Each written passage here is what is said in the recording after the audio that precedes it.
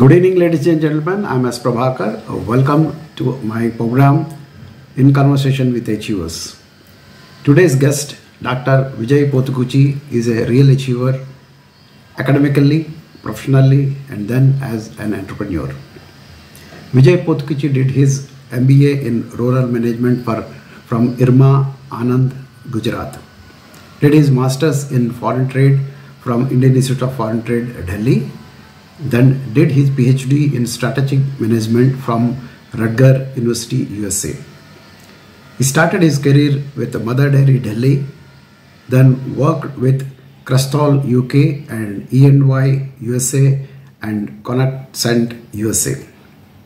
In 2005, he has come back to India for the good and started his entrepreneurial journey by setting up a real estate and infrastructure company, Midas Touch Infrastructure, and implemented 3 wonderful projects in high-tech city Hyderabad. Then his most ambitious project has been Verdentum Technologies, a platform for digitalizing social impact, which he started along with his equally talented son Rohit Pothukuchi, who has figured in 30 under 30 Asian Forbes list. So sit back and enjoy the conversation with Dr. Vijay Pothukuchi. So welcome, Dr. Pothukuchi. Vijay. Thank you, Prabha. So how are you doing? Charming. Very nice. Great. Thank you. First of all, can you take us through your childhood and school days? This total Telugu, Hindi, English? English is preferred. Okay. See, my parents, my active memory obviously starts from, say, age 4, 5, things like that. So even though I have scanty memories of my father being in Hyderabad, but my active memory started after going to a village by name Vidavalu. It's in Nellore district. Though it's a village of 40 years back, it was perhaps a very advanced village. It had a degree college, post office, lot of rich people, veterinary hospital, cinema hall, and so on and so forth.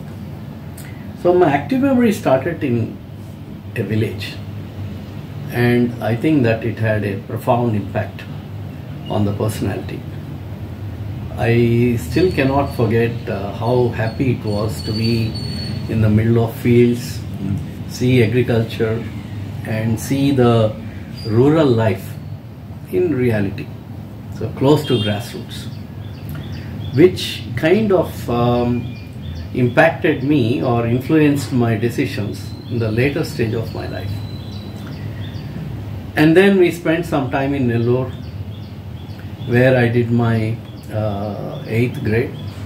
There also we have had family friends and people like that. And later in Siddipet, in that time Medak district, now I think Siddipet is district by itself. Followed by a stint in Hyderabad for about 5 years. After that I went for higher education. So that's basically the childhood. I can't say for everybody, but I can tell you that in my case, childhood was perhaps one of the best periods of my life. That's for most of us. For most of us. And some people unfortunately don't have it. Yeah. But for most of us it's like that. So lots of childhood memories, but I think they are not so pertinent to what the primary purpose of doing the video. I understand that you have been a meritorious student right through your school days and college days. Did your father, being a teacher, contributed to that? And I always find, because the children of the teachers are always disciplined and good in studies. Is it so in your case? Actually, it's true but not true. The real person that influenced me is my mother. Okay. She was very good academically and very disciplined. And her father was also, we are all from families, teachers' families. Okay. My father was a lecturer, but he was hands-off. Okay. So he kind of created the conducive environment.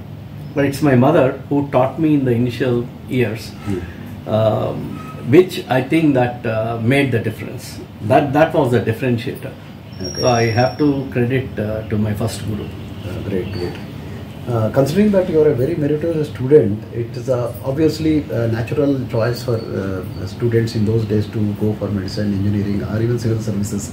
But strangely, you never went for any of those things. Of course, you had a fantastic, successful career subsequently. But in those days, nobody might have thought that if you are not doing any of these three, you can be as successful as you became. So, what was the reason that you didn't go for any of these three? I tried engineering, and in fact, my failure primarily because of overconfidence. Okay. So I used to think, if I don't get, who else will? And that was a great lesson for me in life, and changed and impacted my personality, so that from there upon I've taken life more seriously, academics more seriously, with the caveat that there is always room for failure.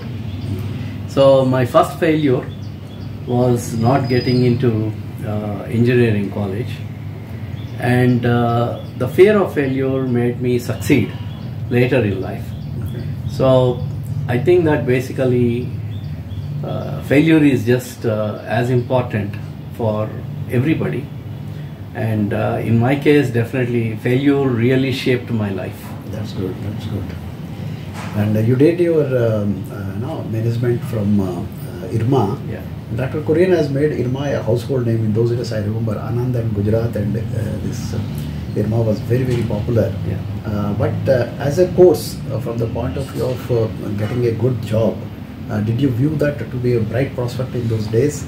And how was the experience of you in Anand, which was a peculiar, different from other management institutes or other things? Can you share your experience with? So before I get to IRMA, let me connect it with the story. Okay. So my first choice was IIM Ahmedabad, Okay. like anybody else, and I was called for the interview. I didn't apply for IIM Bangalore or Calcutta. So the reminiscence of being cocky continued. Okay. And IRMA, I applied as a standby. Okay. And luckily I got IIM Ahmedabad interview, and I had a 55-minute interview. Okay. And I couldn't make it. Okay. So whenever you have such a long interview, it is because the panel is not unable to decide whether to select or reject. But my getting rejected in IIM Ahmedabad was an eye-opener. Why I would say, I honestly I didn't know how to prepare for any interview. I had no clue. That was my first interview in life.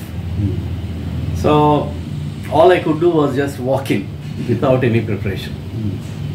But then after that exposure, I realized that this process of interview is basically driven by what you say. People get cues from what you say, and they keep asking follow-on questions. So for IRMA's interview, I kind of thoroughly knew which way I'm going to lead and guessed what they're going to ask, and therefore I nailed that. I nailed a seat there. But getting into IRMA was not because I knew much about it. I didn't get into IIM Ahmedabad, so the next one was IRMA.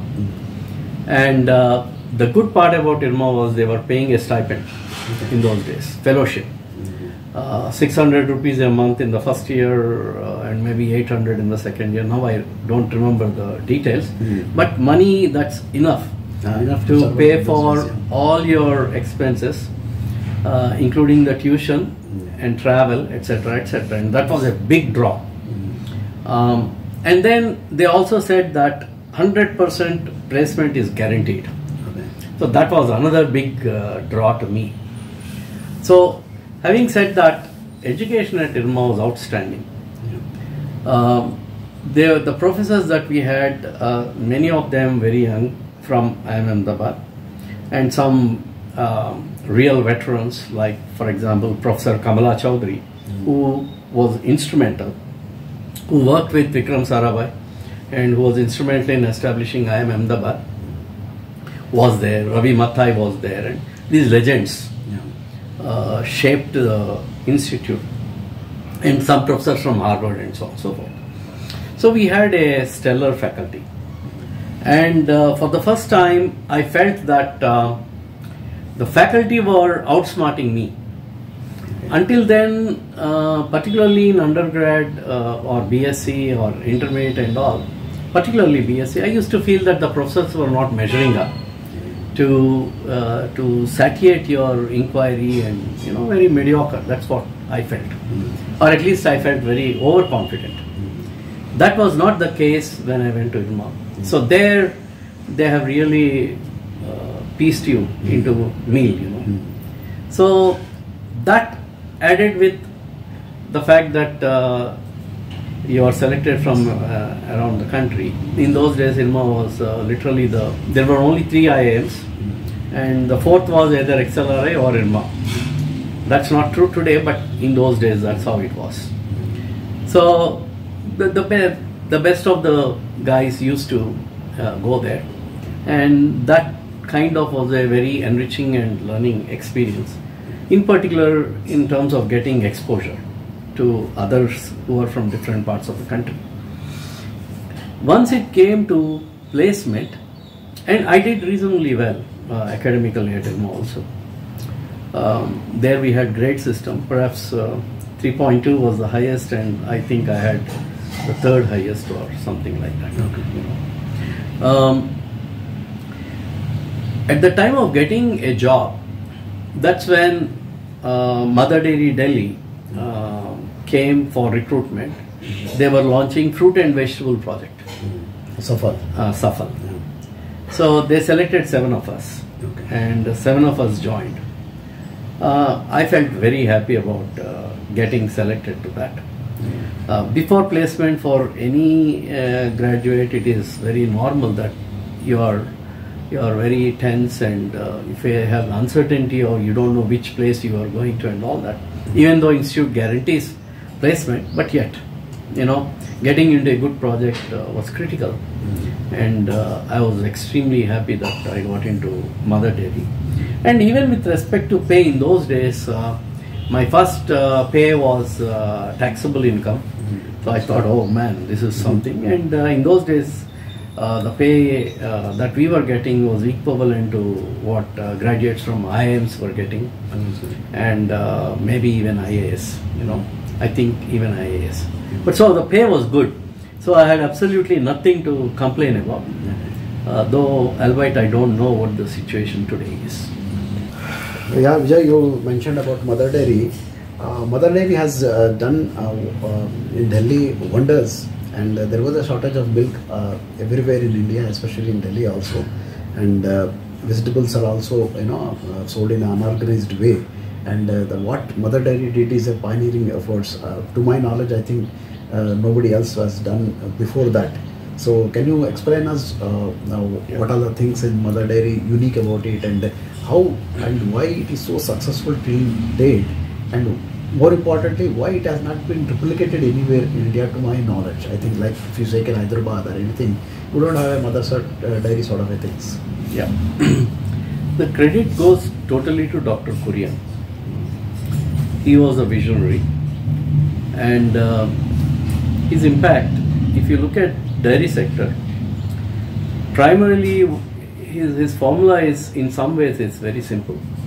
You procure produce from the farmers and take it directly to the customers. And in dairy sector, it worked out very well, particularly because there is always excess produce, and you convert that into butter oil and powder and reconstitute during summers. This technology helped the dairy industry basically capture the excess capacity when there is no demand, and again get back the revenues when there is a shortage. So this is a technology driven advantage that dairy had, and Dr. Kurian wanted to take the same idea and do the same for fruits and vegetables. So procure when they are in excess, create products when there is excess supply, and then do the value add and sell it when there is a demand. So that's the primary formula. And another thing that Dr. Kurian always depended on was technology. So Mother Dairy Delhi, along with the political influence, they got so many booths for establishing the marketing network. I think every area has a Mother Dairy. Right. And it became kind of such a customer-oriented, consumer-oriented booth that governments also cooperated in allocating prime spots. Yes. Which is another very important thing that only Dr. K could have pulled it off. Getting such spots, otherwise for a private party, would have been very difficult. That, along with the kind of professional approach that Dr. Kurian's organizations have, I would like to believe, though this is a non-scientific claim, I would think that these organizations, at least when we were working, were perhaps more efficient than any government or even private sector. There have been examples where cooperatives in milk sector did better than the private sectors, particularly Hindustan Union, Unilever Limited, and to some extent maybe Nestle and so on and so forth. So they've all drawn a leaf from how to efficiently do procurement in the cooperative sector. But primarily cooperative sector can only thrive when there is honesty and efficiency. And that's the primary purpose of Dr. Kurian establishing IRMA.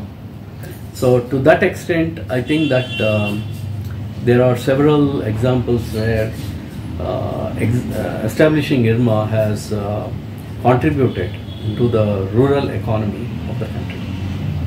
But what is the reason that despite the stupendous success of Mother Dairy, it is not replicated anywhere else? To my knowledge, it has not. Yeah, right? The reason is simple. You need honesty.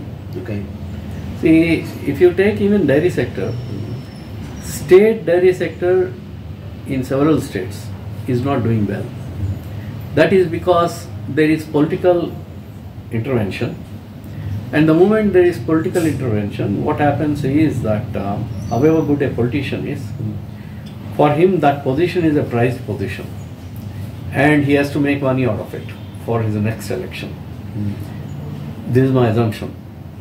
So at least, in the least, he would say, give jobs to my people and all that stuff. So it loses the professional character. Okay. The moment you lose professional character in a perishable business, you cannot survive. Yeah. So fruits and vegetables are definitely highly perishable. Milk also. So is milk. 2-3 days. Yeah. In case of milk, at least you have got chilling centers and others with the help of which you can do to some extent. A week or so. Yeah. Almost. But fruits and vegetables, even if you put it in a refrigerator, cold storage and all, freshness goes away. Freshness goes away. It's not the same. You don't get it fresh.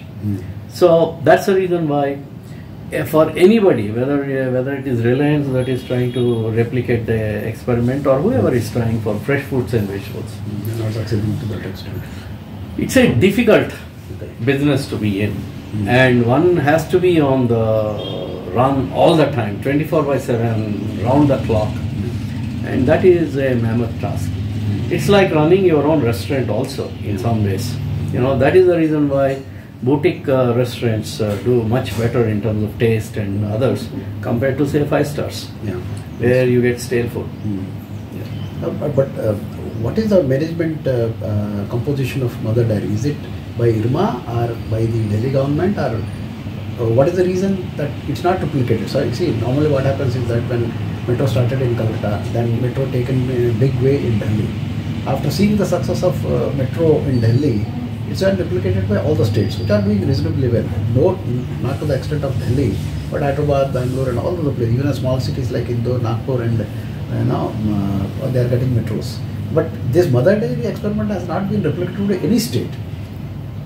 Is there any specific reason for that? Who owns it, the mother dairy? So let's first start with the ownership structure. Ownership, mother dairy, fruits and vegetables was in a way by Government of India, quasi, but totally managed by National Dairy Development Board. That's the underpinning. Just like Metro Corporation with respect to. In other states, that was not the case. So where NDDB managed, things worked. Where NDDB did not, when state governments were managing, things did not take off. So I may be factually, I believe that I am factually correct, but this is to the best of my knowledge. If there are any deviations, I don't know. If there are places where NDDB tried and it failed, I wouldn't know. Because I left Mother Dairy when Dr. Kurian was still alive and that culture still prevailed. After he passed away, his trained leaders are no longer having a reign. And now Government of India is now managing NDDB just like any other corporation. So I don't know the current status. So I cannot say that they are doing good work or bad work or they are failing. Sorry, what I don't know I should not comment. No, I can't say comment about the quality and other things of the management, but what I can really assure is that the 45, the reason I ask so many supplementary questions about Mother Dairy is that for 45 years we have been using Mother Dairy milk and not even a single day they failed us. Not only, you see, before I shifted to Delhi, we used to stand for 3-4 hours to get half a liter of bottle of milk. 3-4 hours. And when we went to Delhi, even if you want to take bath by milk, you can get it. If you are married, just go to the Mother Dairy, fellow say 100, I want 100 liters more. We will procure it and give it to you. 100 liters or more than that also. Your local vendor next door to you. So that is the great success of Mother Dairy, and I think it's wonderful. Dr. Vijay, what other professional courses you pursued after your stint in Mother Dairy, and what is the next job you took up after Mother Dairy's job? So, like I said, my primary motivation was, the stepping stone was in my failure to get into engineering. So even after IRMA and quite a successful stint at Mother Dairy, the passion did not stop. So I wanted to do more. So I thought that I will do a specialization in foreign trade and then club the two with respect to exports of agro business from India to other countries. So I went to Indian Institute of Foreign Trade. And after that, there also I did pretty well. I was a scholarship holder. After that, luckily, I got placement with a British firm. So this helped me income-wise and otherwise. So I moved from Delhi to basically Nairobi first, and then Tanzania, Arusha and Dar es Salaam, but working for the British company.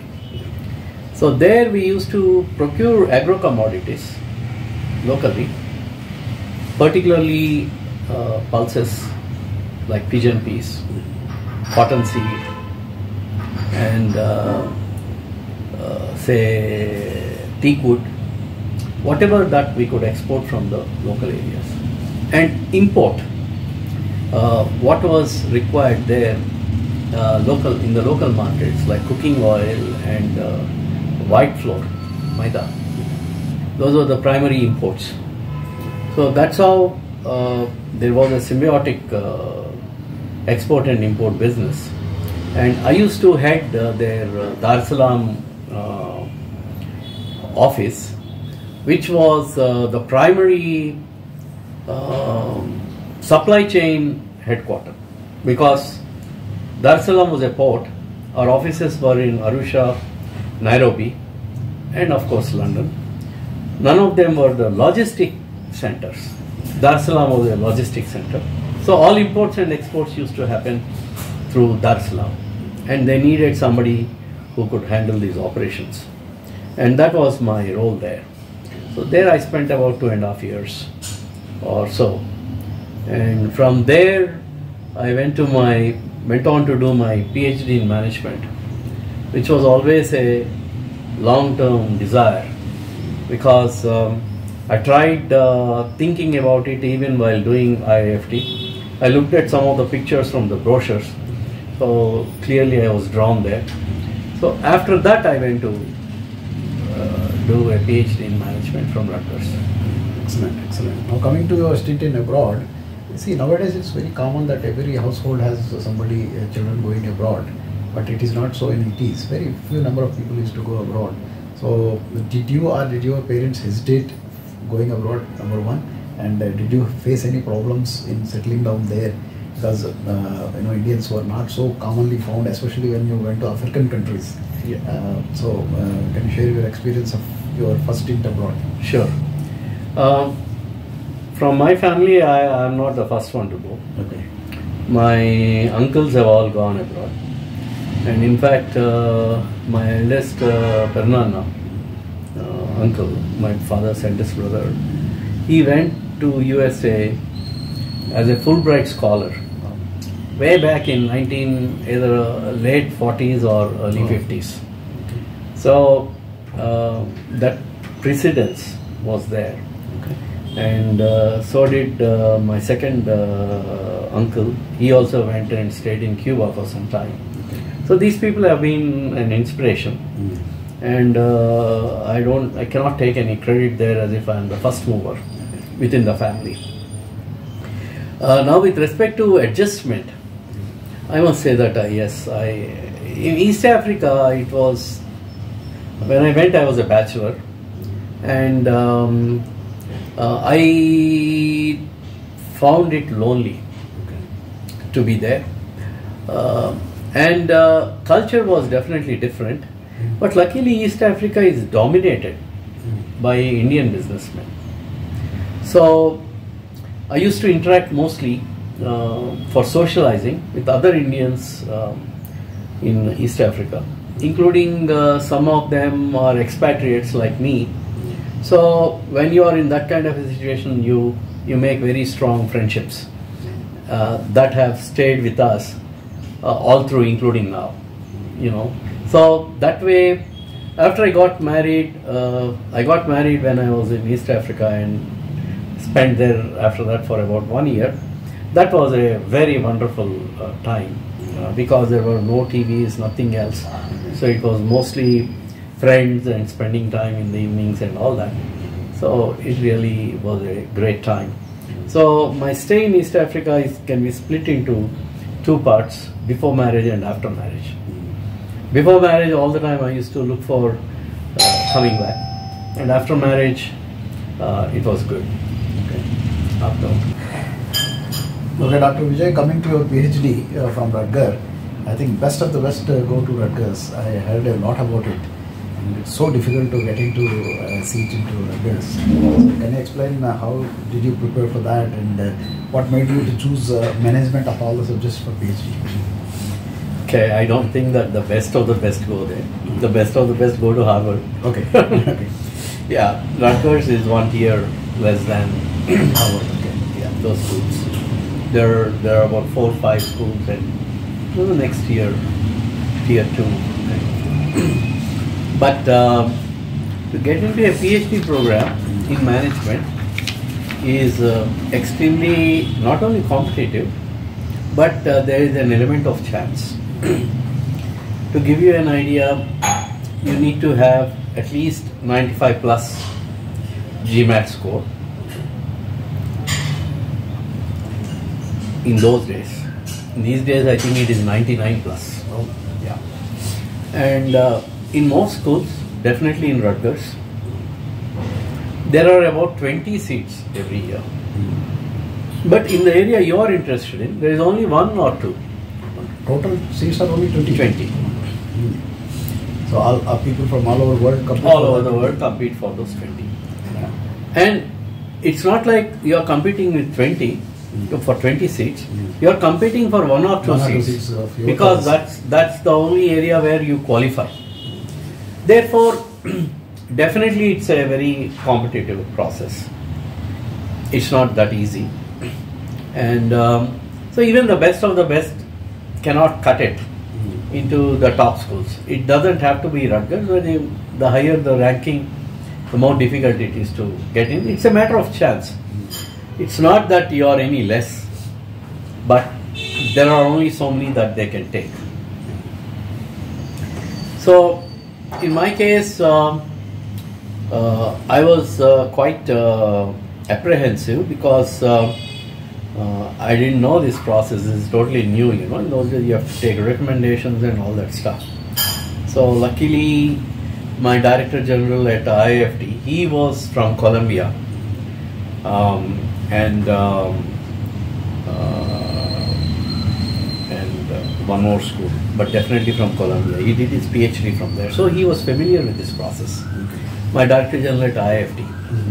So I was lucky that he came to East Africa, and there we developed liking for each other, and he gave a very strong recommendation. And a few other professors who thought good of me, luckily, they gave very strong recommendations. So these things all put together got me an admission, and it's not like it was a cakewalk. The first attempt I kind of applied only to the top 5 schools like Harvard, Stanford, MIT, and maybe 2 more. I don't remember which ones, but all of them rejected. So in the second time, I applied for 10 of them, and luckily I got into Rutgers. And Rutgers is a good school. There is elite school, but there was definitely a stroke of luck, because it could have been very easily that I could have been rejected too. So after 15 years of successful stint, or something approximately around that time, when you looked that you were all but settled in US, you thought of shifting back to India for the good.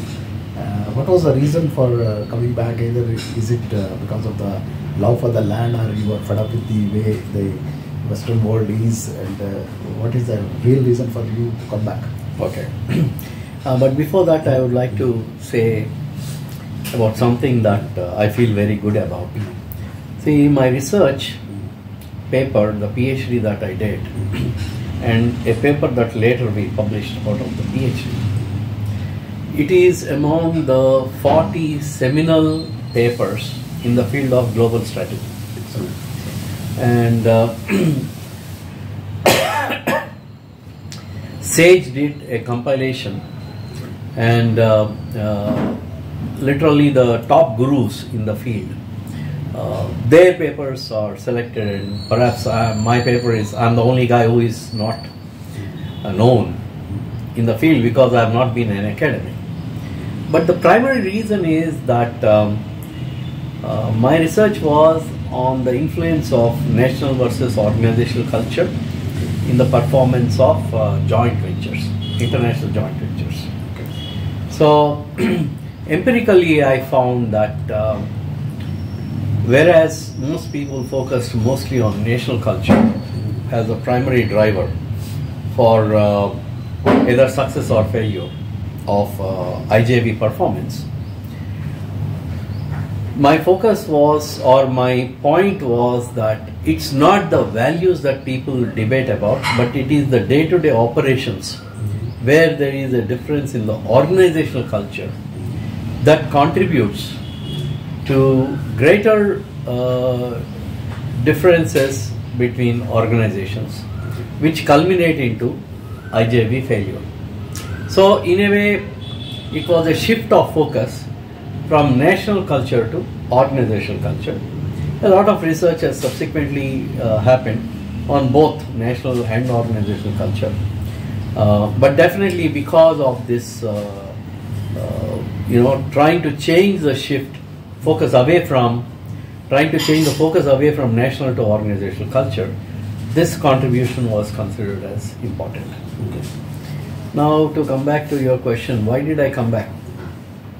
See, when I left USA, I was working as a director of IT for a Rockwell semiconductor company by name Connexet. And I was doing fine, but I was kind of sent to India to establish our overseas development center in Noida.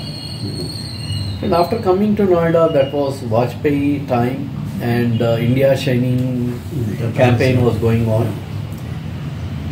And then I got this idea, why not I stay back in India? So you asked me what were the drivers? I wouldn't say one driver. I would give it to about 4 drivers. The first was, from a career point of view, I saw that India is going to take off, and I wanted to be part of it and also gain from it. So somehow I thought that staying back in India and being an entrepreneur might be the right thing to do at that stage. One of my professors, who is from Korea, South Korea, he had advised me that, Vijay, if you want to go back, now is the time. Because I missed the run in South Korea, because by the time I thought of it, it was too late. But if you want to go, India is on the race, so you consider that. So what he said really mattered. That was the career aspect of it. Second, like I said, my village stay and my father being from NCC and a very staunch patriot, I always had this very strong feeling, and then working for the farmers in the rural sector, I've always had very strong feelings towards the country. I continue to have. There is no doubt about it. So I wanted to come back. Another aspect was that I, in a way, felt indebted, because, as I said, most of my education was paid by the institutions. In a way, I would say indirectly by the society. So I have drawn and benefited from the scholarships that the government has given. If it was, say, a parallel education elsewhere in the world, I would have spent another 20-25 years paying back those loans. I don't know how long, but I'm just taking an exaggerated number. All that I didn't have to, because I got educated in India through government / institutional sources. So I always had this feeling of indebtedness to give back to the society. And at the time of graduation from IRMA, the way the graduation was conducted, there were 25,000 farmers, and the vice president had come. So that time, giving speeches, Dr. Kurian said, these are the guys who are going to work for the farmers of India and positively contribute towards their lives. So those things, I was 20 when I graduated from IRMA. So those things kind of left a kind of imprinted memories, and felt the need to also be part of giving back to the society. So on top of these 3 dimensions, the 4th dimension was that my parents were also getting old. So I thought this may be a good time to spend my time here in India, and that was really a very good decision, because after my coming back, my father passed away within 4 years. So I would give anything for those 4 years. And therefore, so there were multiple factors, not one factor. And the 5th factor perhaps was that both my son and wife, they were extremely cooperative, and they were settling down seamlessly. Therefore, that helped. Okay. Now coming to your entrepreneurial journey, you sprang a surprise by becoming an entrepreneur, and that too in the real estate sector, which is untested thing for you. And when was the entrepreneur thing has bitten you? And what is the reason that you chose real estate of all the things? Okay. See, I'm an accidental entrepreneur. It was not by design or plan. So it so happened that when I came back to India, I had a substantial amount of capital, seed capital, which which many of my friends, primarily in real estate sector, they were interested that I invest in those projects, in their projects, which I did for some time. But then I felt that my capital will gain better if I myself got into the business. So it was not as if I had thought about it, and it is more like I was already induced into it, and then I realized that I can do better doing it myself. Now, why in real estate? See, when I started my career and journey, it was a zero based. You know, my father gave me education, but as a family, we are basically middle class family who could only, that was still good. They could educate us, but that was about it, nothing beyond. So the seed capital was very important, and I realized before coming to India, we were trying to set up a startup in the US in IT area, and I realized that setting up and getting investment into IT sector is quite a Herculean task in those days, not like today. Startup ecosystem did not exist. So I wanted to get into a field at least where my seed capital is saved. And I thought nothing better than land for that. That's the reason why I got into real estate. But I must add that perhaps I was naive. God just was kind. So though I have had say harsh surprises, but God also has taken care, because of which I could successfully pull it off.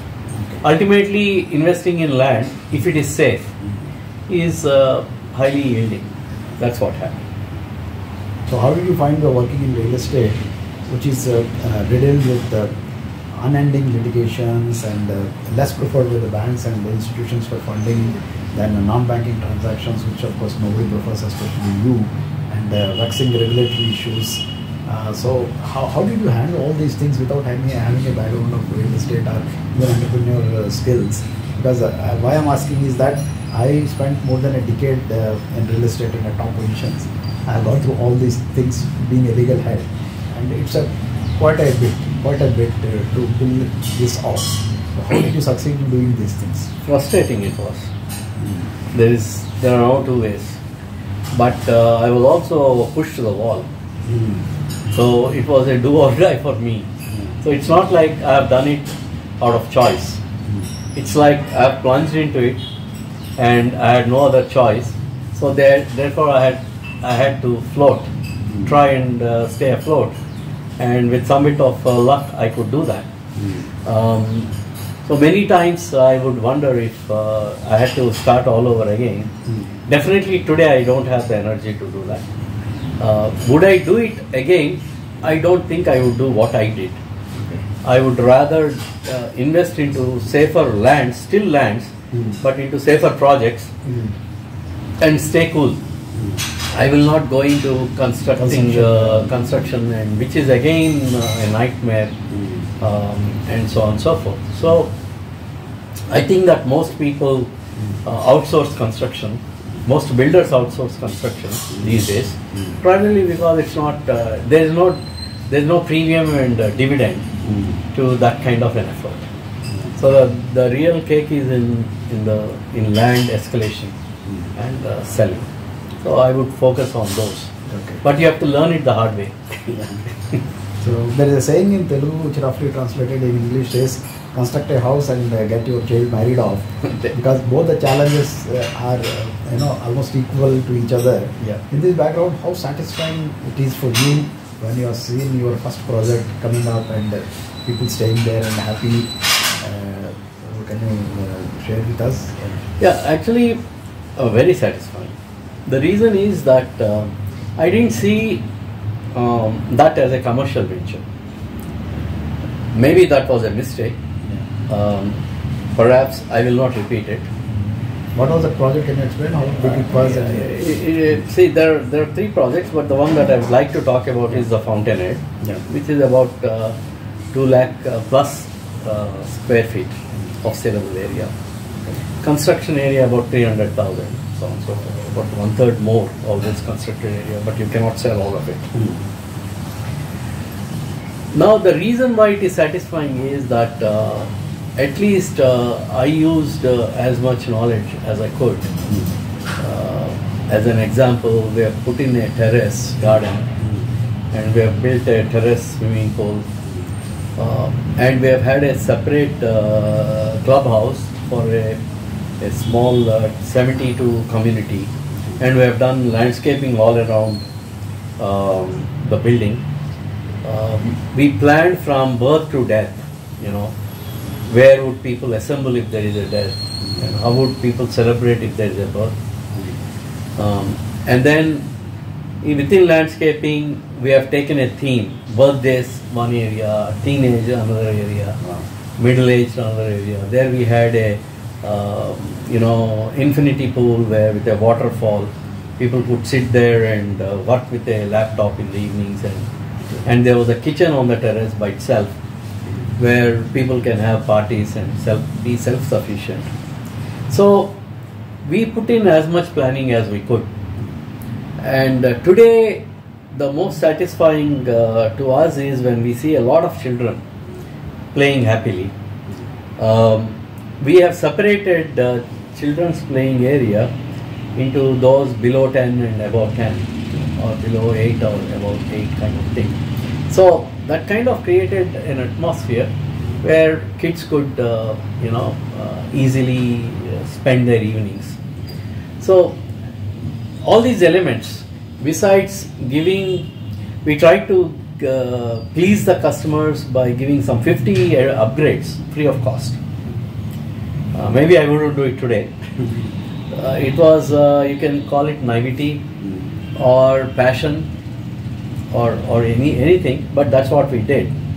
But because we did it, it's a very satisfying endeavor. Now, God has been kind to us. Why? Because that particular road on which this is built has grown stupendously in terms of its importance, value, location, and all that. So it's been the Fountainhead has worked out to be a real Fountainhead for our lectures. Though you successfully completed 3-4 projects in Hyderabad, which are, as you say, that very qualitative projects and different from what normally you expect from a real estate company. But why did you go in the real estate in a big way, raising funds or going for borrowings, big time borrowing, or going to IPOs and made it very big? Why did I not? Yeah, why did you not? Yeah. 2 reasons. Maybe when I would have been interested in that, that time we did these projects in partnerships, and we did not get the kind of traction with our partners. In fact, both of them have left in the middle of the project. Partnership means that guys is owning land and you're doing the project? No. Owning land, that's a development. But within the construction and everything was a partnership. Okay. So, because the partners left in between, the total burden came on to me. Okay. So, what was supposed to be a part of the total burden, since it 100% came to me, I had to sell literally everything that I had to be able to complete the project. And getting out of those loans and all have taken a very long time. Even now it's going on, a process that's going on. Okay. So what happened is that all my capital got locked up. Okay. So, and now when I am relatively free, my appetite for making any further money has completely dried. Basically, what it is that whatever limited small requirements that we have as a family, they are more than taken care of. So I feel that the rest of my life, I would like to rather shift the focus away from social success, which money being one of the dimensions, and rather turn inward and spend more towards spiritual growth or inner peace, contentment and things like that. So that's going to be the way the future will shape up. And barring what I do for Verdentum, which has been my passion, it's done more out of passion rather than as a money spinning venture. I'm not interested in further expansion of our endeavors, even though we have some almost 3 million SFT lined up. Yeah, but I am not going to do it myself. I may depute it to somebody else and things like that. But doing it yourself requires a lot of energy and pain. So it takes away your happiness. So that means you are completely out of real estate. That's what I said. See, I'm not. I'm not, because I'll be doing a lot more than what I did so far. But not as in hands-on. More as a builder with the hands-off approach. So you are going to outsource the things as well as construction. Exactly. You will be in the investment part. Okay, now coming to your most ambitious project, Verdentum. Again, a pioneering effort, and I really, to be honest, let me admit that I don't understand much about it. So can you explain in simple terms what do you do in that? Actually, this is not my project. This is my son Rohit's passion and project. It so happens that it coincides with my passion too. But he's the guy who started it, and he's the guy who worked on it and continues to work on it. I'm kind of a facilitator. I support him by giving direction in certain areas like IT and back-end staff here, etc., etc. But he's the guy who is on the forefront and leading the effort. But now let's come to why it is my passion. It may be his passion, but it is my passion too. See, if you really look at the problems of the world at a very macro level, the world's GDP is about 150 to 160 trillion, out of which between 50 to 60 trillion is spent on development projects, either in the format of ESG investments, impact investments, or development projects by the governments, multilaterals, and so on and so forth. Now what happened is that the money in this sector, because the money goes into rural areas, until recently there was no technological means of gathering data. Only recently, when smartphones have come, do you have the ability to gather data in a digital fashion. So until recently, all the projects have been manual, and there was a lot of good faith. It is also possible that somebody sitting in a city is writing the reports with pictures from the field that somebody else takes. So there was scope for such things. So it will be wrong to say that everything was a hogwash, but there was definitely room for mischief. That is one aspect. Another aspect is information technology has given enormous dividends in productivity. That is how, if you look at the world's economies in the past few years, employment has not gone up, but productivity has gone up, and therefore profitability has gone up. Now these dividends of technology have not gone to the most requiring area, which is also called the bottom of the pyramid. Now the problem is so severe that the top 8% hold almost 80% of the wealth in the world. But the bottom 90 and odd percent have only 14% of the wealth. So the tip is really where it is, but the bottom is really where there is no wealth. This is, I'm talking in the year perhaps 2000 or 2000, between 2001 and 2005. These are all OECD estimates. Now it may be even worse because wealth gap is increasing in the world. Therefore, it's very, very important that impact investment, ESG investment and development sector projects take benefit of technology and the dividend it gives in the form of implementations for the implementation agencies to kind of upward push the entire rewards from these investments, and which is 1/3 of the world's economy. Therefore, I feel that and where 92% of the world's population is.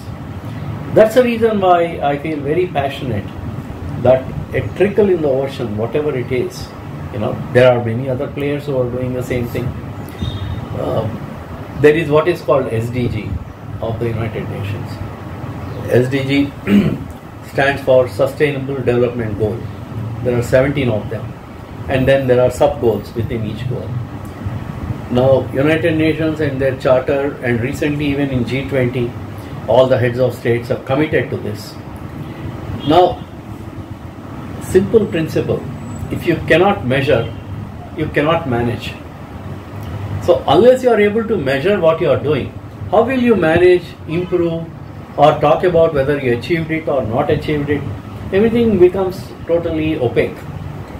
But there is a dire need for transparency in this area. And the only way to achieve, the only way is technology. And that's what Verdentum platform does. It provides that transparency for measurement. It provides all the managerial tools for effective and efficient implementation of these projects. And it takes care of all the stakeholders with real-time information. Just as corporate ERPs are there, Verdentum is an ERP for social sector. So it enables digitalization of social impact. So now, coming typically, suppose take one project of you, whether naming it or not naming it, to explain us more clearly, who engages you? Suppose, say I give an example of Bill Gates want to put in 100 crores in certain projects in India. Does he engage you to conduct the studies and give him back a report that whatever he is putting is going to the right places, and the result, whatever he wanted to have, you measure that results or what? Yeah. So Bill Gates himself directly may not do. Okay. But Bill Gates, Melinda and Bill Gates Foundation, they identify the areas focus areas that they want to focus on, and then they create projects. These are the countries, these are the focus areas that we want to fund. And within that, they allocate certain percentage towards what they call M&E, monitoring and evaluation. Okay. So those organizations that are responsible for implementing, investing through Bill Gates, are the people who typically engage us. Okay. They are the people. And implementing partners, they don't have in some cases or most cases, they don't have the leverage to be nominating us. They can only suggest our name.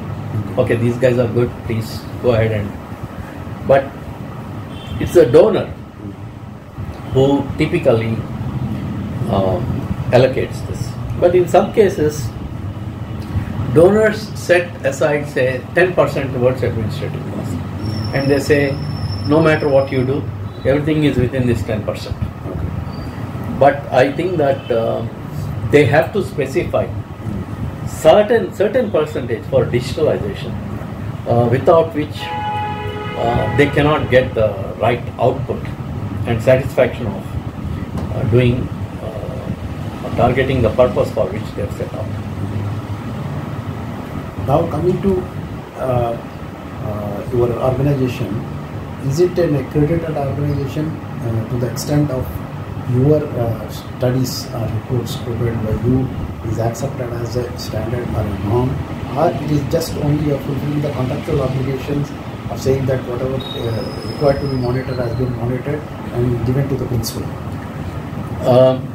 As of now, I don't think there is accreditation process in place yet. Okay. But I can very clearly see that it won't be long before such a thing comes, because That's important. Otherwise, Government of India mandates that a third party has to do an evaluation, and typically when the guy who is doing the evaluation is paid by the fellow who engages you, your degrees of freedom in reporting diminish substantially.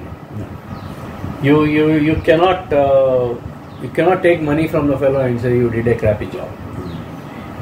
That has to be separated, and that process is happening, and that's being streamlined.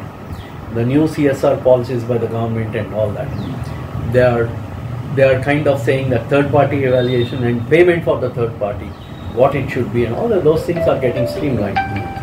But I must say that it's a work in progress. So, since I'm not aware that there is any such thing called accreditation, we don't have any accreditation. But the moment we come to know that there is such process, we would like to be part of it. And technologically, I would believe that we are perhaps the most advanced platform there is. Now coming to your extremely talented son, everybody will be happy to discuss about their children, and there is a good reason for you to discuss about him. That normally any parent will be very happy when their children even participate in a school competition and bring a prize back home. Whereas your son has done much more than that, and he was selected in the Forbes under 30 list of Asia. And can you explain for what work he has been selected for that, and how proud you are as parents? Yeah. So there are two dimensions always. Pride is one aspect. Definitely, like you said, when the children do well, we will all be proud. But the other aspect is satisfaction. Rohit has definitely surpassed my achievements and also my expectations. So therefore, there is a clear sense of satisfaction that he has arrived. Now, with respect to Rohit, even if he is not my son, I can say a few things. He is an extremely driven guy and extremely committed guy, sincere towards his work, and he doesn't give up until he succeeds. These attributes kind of can make any person. It may take longer to succeed, but it's likely that your chances of success increase enormously. So, in case of Rohit, he has kind of grown step by step. First, he went to Ratgar University here in Hyderabad. At that time, that year, Ratgar was ranked number 1 in India. Though generally it is NLSUI, Bangalore. Yeah, but he got admission to both. But before joining the law school, since he studied at Koda International, I thought that his coming to Hyderabad would help him as well as us to re-establish the bonding. So that's the reason why, even though he got in both the schools, he joined Ratgar. And after that, I think he has gone around doing gazillion internships and all, so on and so forth, and then he went to Berkeley. And after that, he worked in White & Case, one of the top 10 legal firms, and then in the United Nations for some time. And subsequently, he founded Verdentum.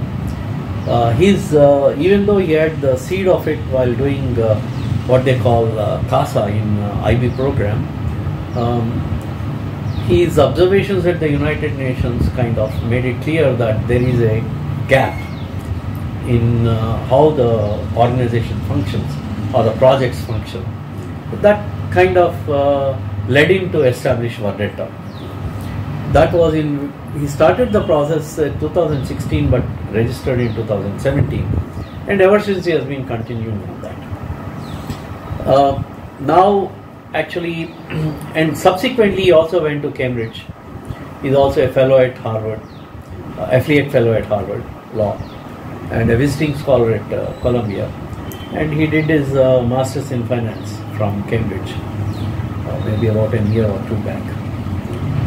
Currently, his partner, he derives a lot of inspiration and motivation from his business partner, who is Roger Ferguson, and also Professor Miguel from Harvard.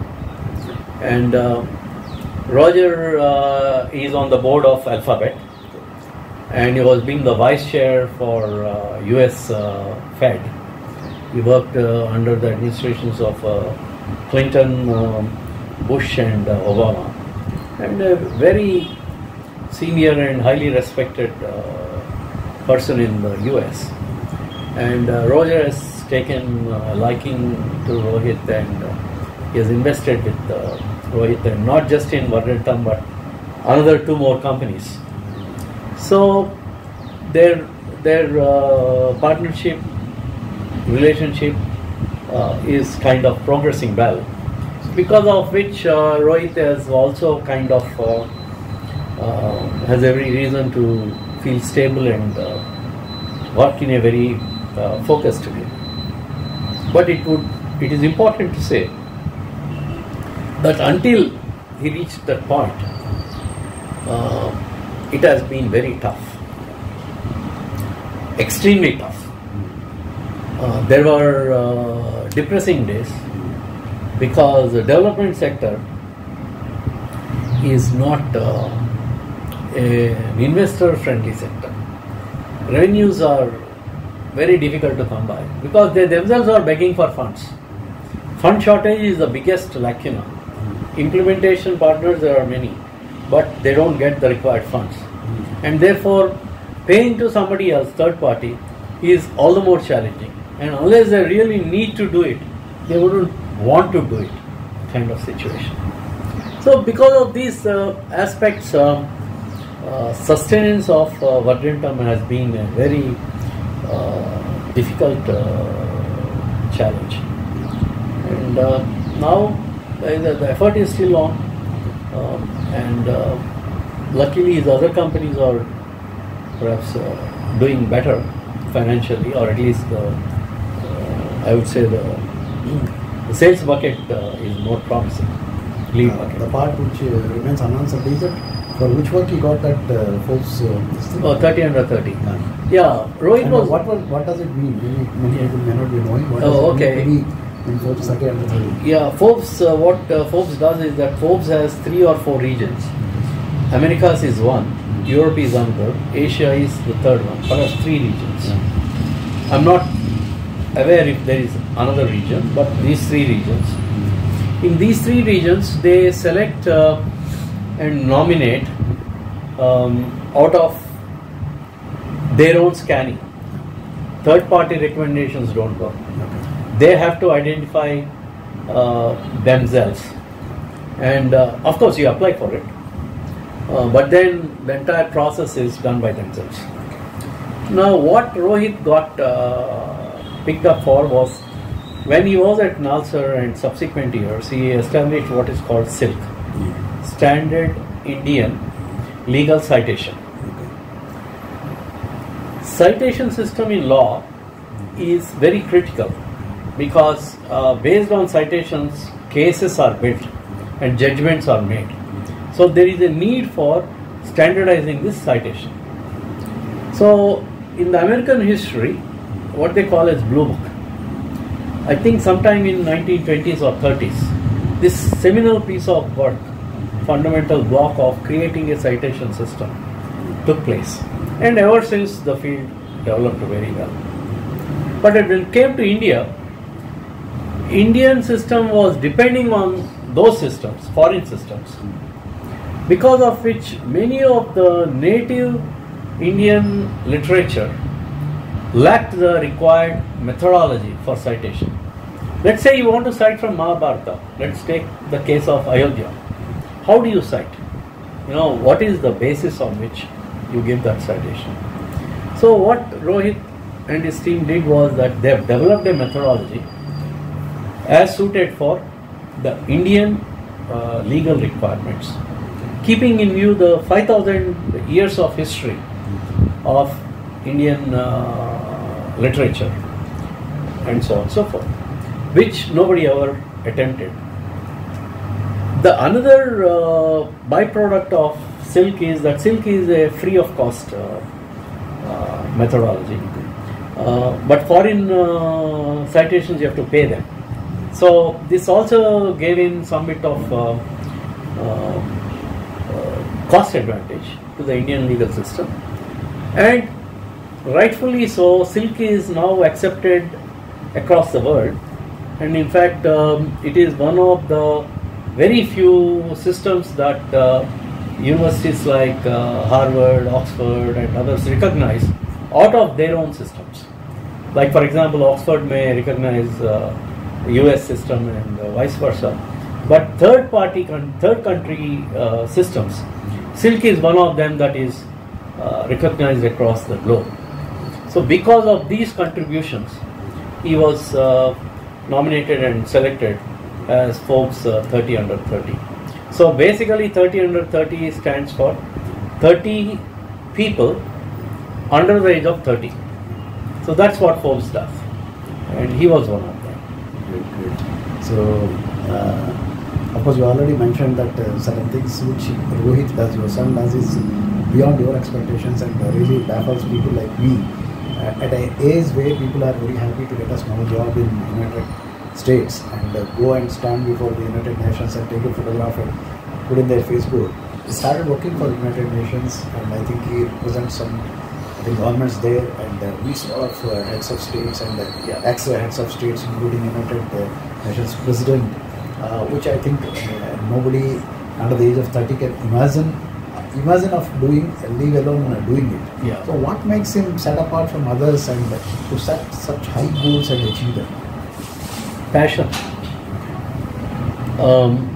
Another example I would give is not only meeting the heads of states. I think last week he met with Prince William for his for Prince William Trust. Last year in September, he was invited to Harvard Business School to be on a panel wherein he was part of the panel that included the president of Jamaica and two of Harvard's vice deans and so on and so forth. And Satya Nadella was the keynote speaker there. So he gets invited to many forums, OECD, a lot of them, Commonwealth on a regular basis. Your question is why, right? That is where individuals, each individual is different. Rohit is a very out-of-box thinker. So that's the reason why he is the way he is, and I don't think that I consider myself an out-of-box thinker, but he is, and so all that I could do is, or I try to do is to kind of encourage him, albeit with now more openly, now that his success is there, but before that a lot more restricted way because finances were a limiting factor. But primarily I think it is his passion, and once he's committed he doesn't give up, and he's an out-of-box thinker, and these attributes make him not only that, his team always finds him extremely dependable and trustworthy. So those who work with him are very staunch admirers and loyal people with integrity. So people from IITs, Cambridge, and other highly recognized universities and schools are part of his team, and I think that is the uniqueness because of which, if you look at his board of advisors also, you will find intelligentsia from almost who is who kind of level, so that is his strength, and since I never reached that level, it is hard for me to say this is the reason why he is successful. It's not, I don't know, but I can only guesstimate that his attitude and simple nature and ability to put across a point in a simple, lucid way perhaps gets him that kind of success. Great, Vijay. There's something really you should feel proud, you and your family should feel proud of. And in fact, when I came to Hyderabad, besides you, if he is there, I wanted to do an interview with him also, but I look forward to do one with him as soon as I can. Now coming to your better half, does she join you in any of your business ventures, and what she does otherwise? She always plays a very supportive role, not only with business ventures, ever since my marriage. Without her, I wouldn't be a quarter of what I am. That is true for most people, not just me. Having a stable family and a supporting wife is the only means for you to succeed. And luckily in my case, she was working, but working in such a way that she always put the family above her profession. And therefore, but to her credit, she has been an IB coordinator, and which is a highly stressful job. And she taught IB students at 12th grade and 11th grade for the finals, and she has been a consultant for academic course. So she has made her own contributions, but her primary, from my point of view, she has been the biggest contributor towards my success or Rohit's success, both. That's great. Now coming to your personal life, what are your hobbies and how do you spend your leisure time, whatever leisure time, little bit of leisure time you get? Now I am trying to get all the leisure time. Okay. I want to cut off everything else. Yeah.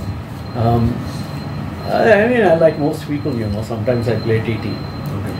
I'm not that physically active these days. Other than the walking, I don't do much of a physical activity. Earlier I used to play tennis or golfing once in a while. Okay. But shuttle badminton I used to do. But those were all younger days. These days, the only physical activity I can think of is table tennis. But otherwise, I enjoy listening to other motivational, successful people, or sometimes some bit of entertainment. Listening to your music. Yeah, of course.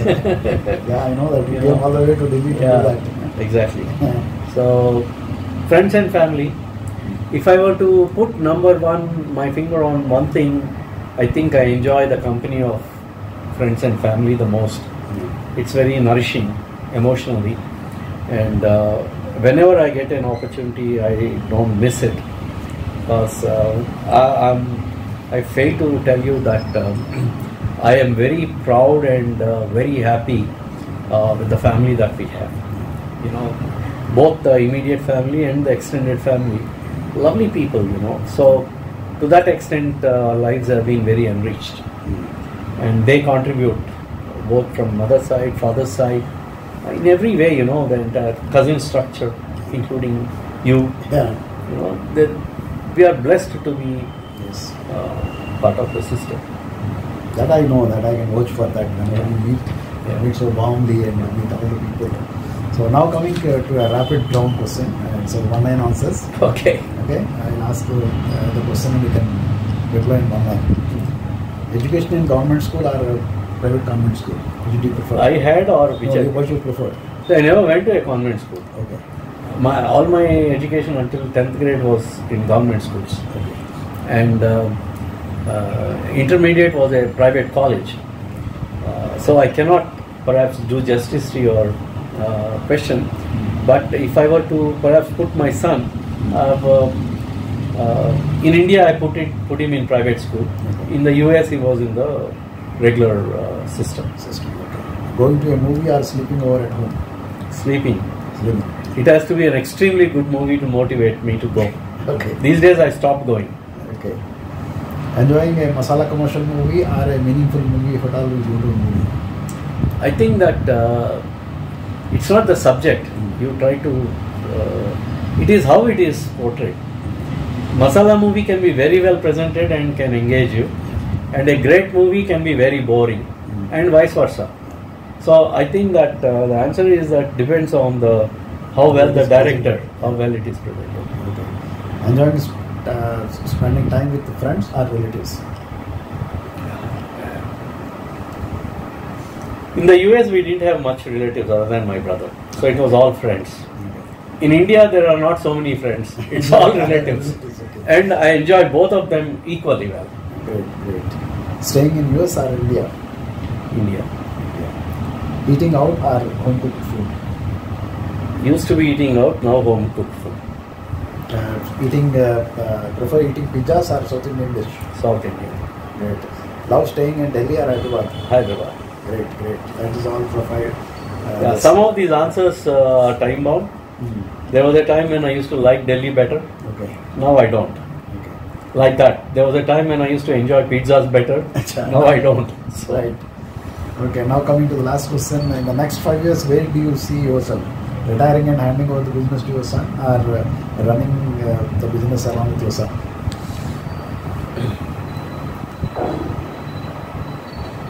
Maybe both. Okay. Both. He is doing his own business, and he has 4 startups. So one startup itself is a devil. So 4 of them, 4 devils. So it's not easy. So he's busy by himself. So he doesn't have the bandwidth to take over my business. So as it stands today, maybe I will have to sell out the business at some point in time. So that time will tell. So like I just said, I would rather give up on active social commitment, as in particularly from a fiduciary responsibility. If you are doing a project, then you are. That doesn't mean that I'm not doing. We are likely to take up a project now in Khammam and others here in India, in Hyderabad. But the target is to be done with them. Okay. So these are all the set of questions I have for you. And lastly, what message you want to give to youngsters? Choosing a path, they have chosen or any other path. Yeah, but before youngsters, I want to tell you a message. Yeah. I would like to thank you for doing this. There are many people like us who don't get the who don't get the spotlight, or if they are desirous. But every bit adds up. I mean, even though I keep giving keynote speeches here and there, but every bit adds up. So first of all, thank you that you thought I deserve to be interviewed. So let's start there.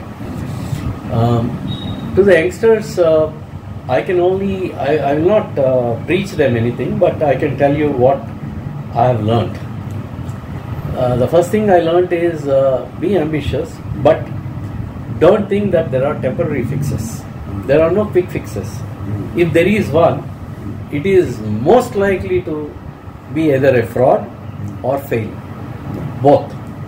So success, if you are trying to measure in social dimensions such as how much money you made and all that, money is like health. You need it, but you don't live for health. Health is required for living. Similarly, success is not money alone. Money is one part of it. You need it. But if you measure that, if you think that you are more successful because you have more money than your neighbor, then I think you miss the point. Completely miss the point. So first understand what success is. Success at the end, at the time of dying, it is your satisfaction, contentment. That is what success is.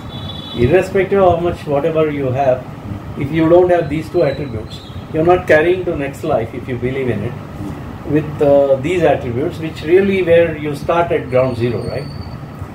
So, if you are a bit more religious, somebody, I don't know how long this takes, but this is a very interesting example I heard. Somebody very wealthy approached a sage and asked him, I want to carry my money to the next life.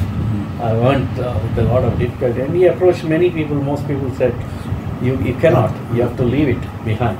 One guy said, I know how you can do it. You can take it. He said, how? Tell me. He said, like, your wealth is, say, in rupees. Rupees you cannot take to America. Because you have to convert it into dollars. So there is an exchange process. Similarly, the wealth you have made here, you cannot take it above. You have to convert it. He said, what should I convert it? He said, there is a currency by name Punya. So you convert your wealth into Punya. This is an example my wife told me. I really liked it, so I'm saying it because it could be interesting. Then he established what is called Punya Foundation. So it seems to be a real story, but a very pertinent one. So whatever I want to tell to youngsters is, even if your immediate target is money, because that could be the stage at which you are currently, but that ceases to be the only target, or at least hopefully you will grow beyond that. When you grow beyond that, you realize that just making money at the cost of being happy is a very bad trade-off.